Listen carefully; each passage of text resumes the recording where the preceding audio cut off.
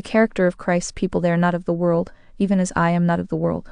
John chapter 17 verse 16. Christ's prayer was for a special people. He declared that he did not offer an universal intercession. I pray for them, said he. I pray not for the world, but for them which you have given me, for they are yours. In reading this beautiful prayer through, only one question arises to our minds. Who are the people that are described as them, or as they? Who are these favored individuals who share a Savior's prayers, are recognized by a Savior's love, have their names written on the stones of his precious breastplate, and have their character and their circumstances mentioned by the lips of the high priest before the throne on high? The answer to that question is supplied by the words of our text. The people for whom Christ prays are an unearthly people. They are a people somewhat above the world, distinguished altogether from it. They are not of the world, even as I am not of the world. I shall treat my text first of all doctrinally, secondly experimentally, and thirdly practically. First, we shall take our text and look at it doctrinally. The doctrine of it is that God's people are a people who are not of the world, even as Christ was not of the world. It is not so much that they are not of the world as that they are not of the world, even as Christ was not of the world.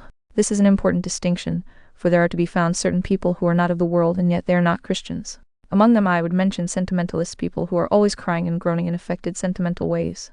Their spirits are so refined, their characters are so delicate, that they could not attend to ordinary business. They would think it rather degrading to their spiritual nature to attend to anything connected with the world. They live much in the air of romances and novels. They love to read things that fetch tears from their eyes. They would like continually to live in a cottage near a wood, or to inhabit some quiet cave, where they could read Zimmerman on solitude forever, for they feel that they are not of the world. The fact is, there is something too flimsy about them to stand the wear and tear of this wicked world. They are so preeminently good that they cannot bear to do as we poor human creatures do. I have heard of one young lady who thought herself so spiritually minded that she could not work. A very wise minister said to her, "That is quite correct. You are so spiritually minded that you cannot work very well. You are so spiritually minded that you shall not eat unless you do." That brought her back from her great spiritual mindedness. There is a stupid sentimentalism that certain persons nurse themselves into. They read a parcel of books that intoxicate their brains, and then fancy that they have a lofty destiny. These people are not of the world truly, but the world does not want them, and the world would not miss them much if they were clean gone forever. There is such a thing as being not of the world, from high order of sentimentalism, and yet not being a Christian after all. For it is not so much being not of the world as being not of the world, even as Christ was not of the world. There are others too, like your monks and those other mad individuals of the Catholic Church, who are not of the world. They are so awfully good that they could not live with us sinful creatures at all. They must be distinguished from us altogether. They must not wear, of course, a boot that would at all approach to a worldly shoe. They must have a sole of leather strapped on with 2 or 3 thongs, like the far-famed Father Ignatius. They could not be expected to wear worldly coats and waistcoats, but they must have peculiar garbs cut in certain fashions, like the Passionists. They must wear particular dresses, particular garments, particular habits. And we know that some men are not of the world by the peculiar mouthing they give to all their words, sort of sweet, savory, buttery flavor they give to the English language, because they think themselves so eminently sanctified that they fancy it would be wrong to indulge in anything in which ordinary mortals indulge. Such persons are, however, reminded that their being not of the world has nothing to do with it. It is not being not of the world, so much as being not of the world, even as Christ was not of the world. This is the distinguishing mark, being different from the world in those respects in which Christ was different. Not making ourselves singular in unimportant points as those poor creatures do, but being different from the world in those respects in which the Son of God and the Son of Man, Jesus Christ, our glorious exemplar, was distinguished from the rest of mankind. And I think this will burst out in great clearness and beauty to us if we consider that Christ was not of the world in nature, that he was not of the world again in office, and above all, that he was not of the world in his character. First, Christ was not of the world in nature. What was there about Christ that was worldly? In one point of view, his nature was divine, and as divine, it was perfect, pure, unsullied, spotless. He could not descend to things of earthliness and sin. In another sense, he was human, and his human nature, which was born of the Virgin Mary, was begotten of the Holy Spirit, and therefore was so pure that in it rested nothing that was worldly. He was not like we ordinary men. We are all born with worldliness in our hearts. Solomon well says, "Foolishness is bound up in the heart of a child." It is not only there, but it is bound up in it. It is tied up in his heart, and is difficult to remove, and so with each of us when we were children, earthliness and carnality were bound up in our nature. But Christ was not so. His nature was not a worldly one.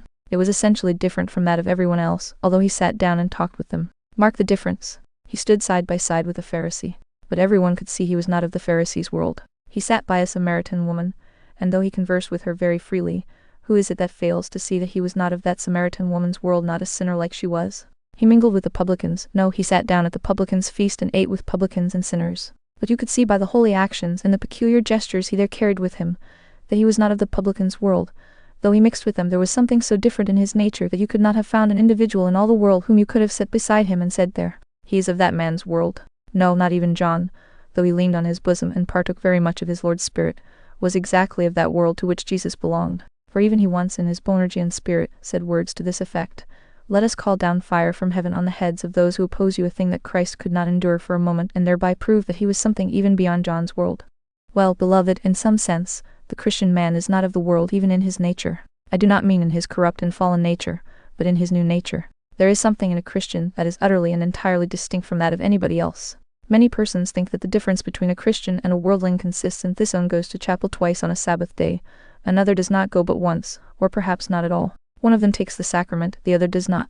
One pays attention to holy things, the other pays very little attention to them. But beloved, that does not make a Christian. The distinction between a Christian and a worldling is not merely external, but internal. The difference is one of nature and not of act. A Christian is as essentially different from a worldling as a dove is from a raven, or a lamb from a lion. He is not of the world even in his nature. You could not make him a worldling if you were able to do to him what you liked. You might cause him to fall into some temporary sin, but you could not make him a worldling. You might cause him to backslide, but you could not make him a sinner as he used to be. He is not of the world by his nature. He is a twice-born man. In his veins run the blood of the royal family of the universe. He is a nobleman. He is a heaven-born child. His freedom is not merely a bought one, has his liberty by his newborn nature. He is begotten again unto a lively hope.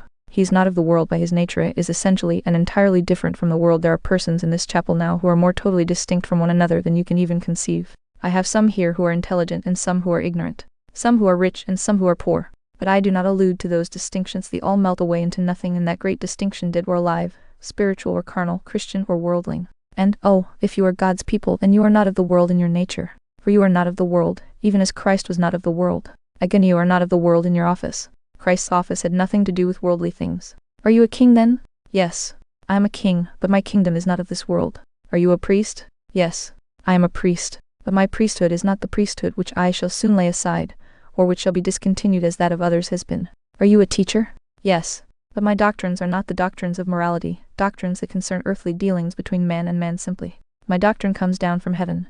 So Jesus Christ, we say, is not of the world. He had no office that could be termed a worldly one, and he had no aim which was in the least worldly. He did not seek his own applause, his own fame, his own honor. His very office was not of the world, and, O believer, what is your office?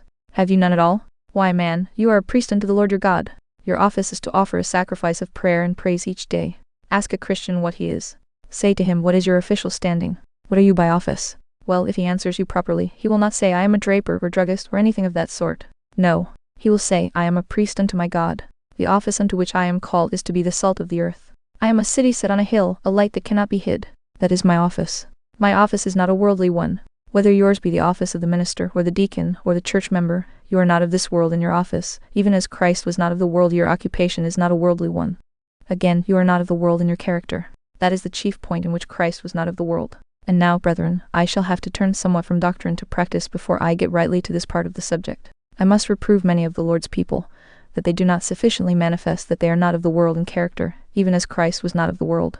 Oh, how many of you there are who will assemble around the table at the supper of your Lord, who do not live like your Savior? How many of you there are who join our church and walk with us, and yet are not worthy of your high calling and profession? Mark you the churches all around, and let your eyes run with tears when you remember that of many of their members it cannot be said, you are not of the world, for they are of the world. Oh, my hearers, I fear many of you are worldly, carnal, and covetous, and yet you join the churches and stand well with God's people by a hypocritical profession.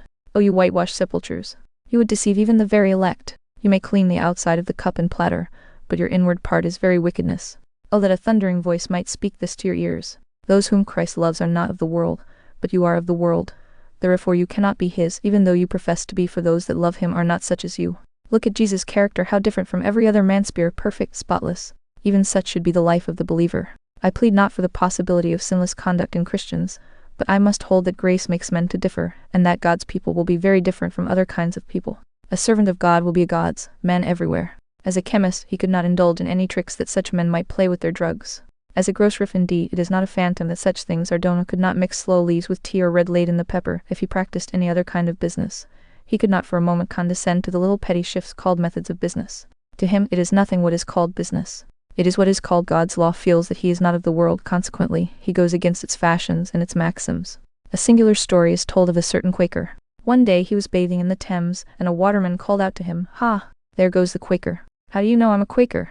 "Because you swim against the stream. It is the way the Quakers always do." That is the way Christians always ought to do. To swim against the stream. The Lord's people should not go along with the rest in their worldliness. Their characters should be visibly different. You should be such men that your fellows can recognize you without any difficulty and say, such a man is a Christian. Ah, beloved, it would puzzle the angel Gabriel himself to tell whether some of you are Christians or not, if he were sent down to the world to pick out the righteous from the wicked. None but God could do it, for in these days of worldly religion they are so much alike. It was an ill day for the world when the sons of God and the daughters of men were mingled. Thran. It is an ill day now, when Christians and worldlings are so mixed that you cannot tell the difference between them. God save us from a day of fire that may devour us in consequence. But, O beloved, the Christian will be always different from the world. This is a great doctrine, and it will be found as true in ages to come as in the centuries which are past. Looking back into history, we read this lesson: they are not of the world, even as I am not of the world. We see them driven to the catacombs of Rome. We see them hunted about like partridges.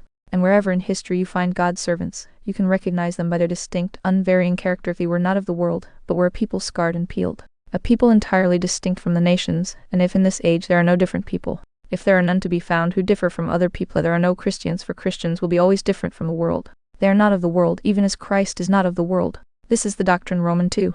Now for treating this text experimentally. Do we, dearly beloved, feel this truth? Has it ever been laid to our souls so that we can feel it is ours? They are not of the world, even as I am not of the world. Have we ever felt that we are not of the world? Perhaps there is a believer sitting in a pew tonight who says, well, sir, I can't say that I feel as if I was not of the world, for I have just come from my shop and worldliness is still hanging about me. Another says, I have been in trouble and my mind is very much harassed. He can't feel that I am different from the world. I am afraid that I am of the world. But beloved, we must not judge ourselves rashly, because just at this moment we discern not the spot of God's children. Let me tell you, there are always certain testing moments when you can tell of what kind of stuff a man is made. Two men are walking. Part of the way their road lies side by side. How do you tell which man is going to the right and which to the left? Why, when they come to the turning point. Now tonight is not a turning point. Let me tell you one or two turning points when every Christian will feel that he is not of the world. One is when he gets into very deep trouble. I do believe and protest that we never feel so unearthly as when we get plunged down into trouble. Ah, when some creature comfort has been swept away, when some precious blessing has withered in our sight, like the fair lily, snapped at the stalk. When some mercy has been withered, like Jonah's gourd in the night. Then it is that the Christian feels, I am not of the world. His cloak is torn from him, and the cold wind whistles almost through him. And then he says, I am a stranger in the world, as all my fathers were. Lord, you have been my dwelling place in all generations. You have had at times deep sorrows. Thank God for them. They are testing moments. When the furnace is hot, it is then that the gold is tried best. Have you felt at such a time that you were not of the world? Or have you rather sat down and said, oh, I do not deserve this trouble? Did you break under it? Did you bow down before it and let it crush you while you cursed your Maker? Or did your spirit, even under its load, still lift itself unto him, like a man all dislocated on the battlefield, whose limbs are cut away, but who still lifts himself up as best he can and looks over the field to see if there is a friend approaching? Did you do so? Or did you lie down in desperation and despair? If you did that, methinks you are no Christian. But if there was a rising up, it was a testing moment, and it proved that you were not of the world, because you could master affliction, because you could tread it underfoot and say when all created streams are dry, his goodness is the same with this, I am well satisfied, and glory in his name. But another testing moment is prosperity. Oh, there have been some of God's people who have been more tried by prosperity than by adversity. Of the two trials, the trial of adversity is less severe to the spiritual man than that of prosperity. As the finding pot for silver, so is a man to his praise. It is a terrible thing to be prosperous. You had need to pray to God not only to help you in your troubles, but to help you in your blessings. Mr. Whitfield once had a petition to put up for a young man who had stop. You will think it was for a young man who had lost his father or his property. No. The prayers of the congregation are desired for a young man who has become heir to an immense fortune and who feels he has need of much grace to keep him humble in the midst of riches. That is the kind of prayer that ought to be put up, for prosperity is a hard thing to bear. Now perhaps you have become almost intoxicated with worldly delights, even as a Christian. Everything goes well with you. You have loved and you are loved. Your affairs are prosperous. Your heart rejoices, your eyes sparkle. You tread the earth with a happy soul and a joyous countenance. You are a happy man, for you have found that even in worldly things, godliness with these can never satisfy. Give me Christ, or else I die. Did you feel that these comforts were nothing but the leaves of the tree and not the fruit, and that you could not live upon mere leaves? Did you feel they were after all nothing but husks?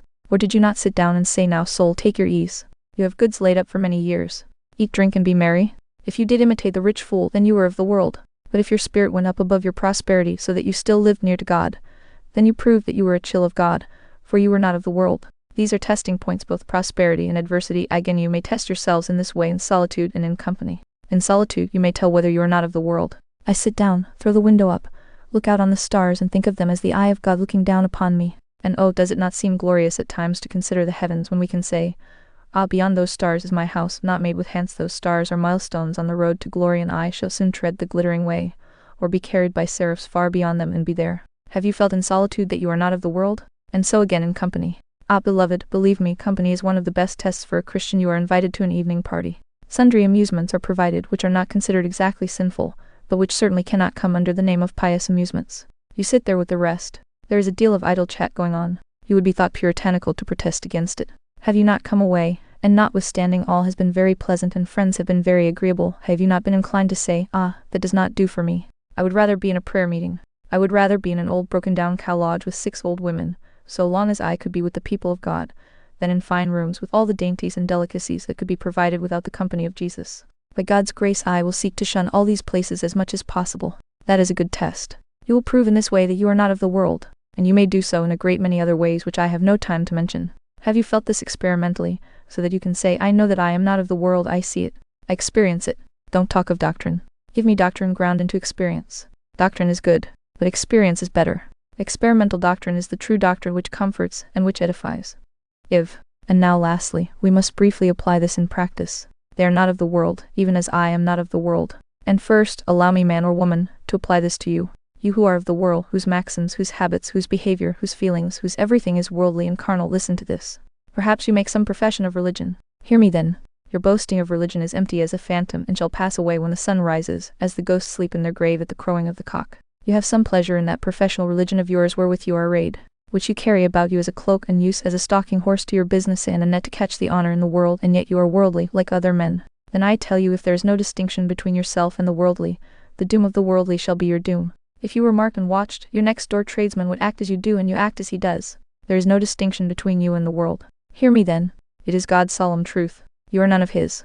If you are like the rest of the world, you are of the world. You are a goat, and with goats you shall be cursed. For the sheep can always be distinguished from the goats by their appearance. O you worldly men of the world, you carnal professors, you who crowd our churches and fill our places of worship, these is God's truth. Let me say it solemnly. If I should say it as I ought, it would be weeping tears of blood. You are, with all your profession, in the gall of bitterness. With all your boastings, you are in bonds of iniquity. For you act as others, and you shall come where others come, and it shall be done with you as with more notorious heirs of hell. There is an old story which was once told of a dissenting minister. The old custom was that a minister might stop at an inn, and not pay anything for his bed or his board. And when he went to preach, from place to place, he was charged nothing for the conveyance in which he rode. But on one occasion, a certain minister stopped at an inn and went to bed. The landlord listened and heard no prayer, so when the preacher came down in the morning, he was presented his bill. Oh, I am not going to pay that, for I am a minister. Ah, said the landlord, you went to bed last night like a sinner, and you shall pay this morning like a sinner. I will not let you go. Now, it strikes me that this will be the case with some of you when you come to God's bar. Though you pretended to be a Christian, you acted like a sinner, and you shall fare like a sinner, too. Your actions were unrighteous. They were far from God, and you shall have a portion with those whose character was the same as yours. Be not deceived. It is easy to be so. God is not mocked, though we often are, both minister and people. God is not mocked. Whatsoever a man sows, that shall he also reap. And now we want to apply this to many true children of God who are here. By way of caution I say, my brother Christian, you are not of the world. I am not going to speak harshly to you because you are my brother, and in speaking to you I speak to myself also, for I am as guilty as you are. Brother, have we not often been too much like the world? Do we not sometimes in our conversation talk too much like the world? Come, let me ask myself, are there not too many idle words that I say? Yes, that there are. And do I not sometimes give occasion to the enemy to blaspheme because I am not so different from the world as I ought to be? Come, brother, let us confess our sins together. Have we not been too worldly? Ah, we have. Oh, let this solemn thought cross our mind. Suppose that after all we should not be his. For it is written, you are not of the world. O God, if we are not right, make us so. Where we are a little right, make us still more right. And where we are wrong, amend us. Allow me to tell a story to you. I told it when I was preaching last Tuesday morning, but it is worth telling again. There is a great evil in many of us being too light and frothy in our conversation. A very strange thing once happened. A minister had been preaching in a country village very earnestly and fervently. In the midst of his congregation, there was a young man who was deeply impressed with a sense of sin under the sermon. He therefore sought the minister as he went out in hopes of walking home with him. They walked till they came to a friend's house. On the road the minister had talked about anything except the subject on which he had preached. Though he preached very earnestly and even with tears in his eye, the young man thought within himself, "Oh, I wish I could unburden my heart and speak to him. But I cannot." He does not say anything now about what he spoke of in the pulpit. When they were at supper that evening, the conversation was very far from what it should be, and the minister indulged in all kinds of jokes and light sayings. The young man had gone into the house with eyes filled with tears, feeling like a sinner should feel. But as soon as he got outside after the conversation, he stamped his foot and said, "It is a lie from beginning to end. That man has preached like an angel and now he has talked like a devil." Some years after, the young man was taken ill and sent for this same minister. The minister did not know him. "Do you remember preaching at such and such a village?" asked the young man. "I do. Your text was very deeply laid to my heart." "Thank God for that," said the minister. "Do not be so quick about thanking God," said the young man. "Do you know what you talked of that evening afterwards when I went to supper with you?" "Sir, I shall be damned, and I will charge you before God's throne with being the author of my damnation. On that night I did feel my sin, but you were the means of scattering all my impressions." That is a solemn thought, brothers and sisters, and teaches us how we should curb our tongues, especially those who are so light-hearted after solemn services and earnest preaching, that we should not betray levity. Oh, let us take heed that we are not of the world, even as Christ was not of the world. And Christian, lastly, by way of practice, let me comfort you with this. You are not of the world, for your home is in heaven. Be content to be here a little, for you are not of the world, and you shall go up to your own bright inheritance by and by. A man in traveling goes into an inn. "It is rather uncomfortable. Well," says he, "I shall not have to stay here many nights. I have only to sleep here tonight. I shall be at home in the morning, so that I don't care much about one night's lodging being a little uncomfortable." So, Christian, this world is never a very comfortable one, but remember you are not of the world. This world is like an inn. You are only lodging here a little while. Put up with a little inconvenience because you are not of the world, even as Christ is not of the world. And by up yonder, you shall be gathered into your Father's house, and there you will find that there is a new heaven and a new earth provided for those who are not of the world.